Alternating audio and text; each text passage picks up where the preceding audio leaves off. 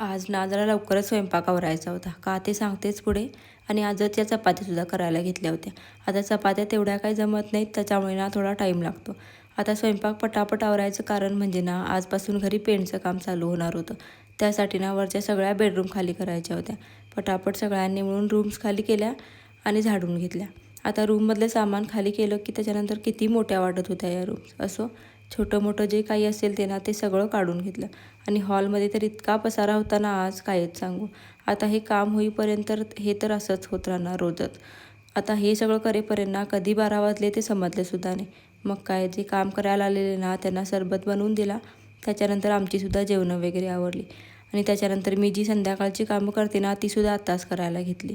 सुकलेले जे कपडे होते ना ते सुद्धा आणून घड्या घातल्या आणि भांडी वगैरे घासून घेतली. तेवढ्यात चहाचीसुद्धा वेळ झाली होती.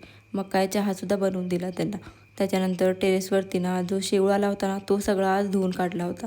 मग तो सुद्धा भरून घ्यायचा होता. तेवढ्यात इतका वारा सुटलेला ना आणि गडगडतसुद्धा होतं. मग काय, आता लाईट तर जाणारच होती, त्याच्यामुळे ना नंतर तर काहीच शूट केलं नाही. चला आता आपण भेटूया उद्याच्या व्लॉगमध्ये. तोपर्यंत बाय.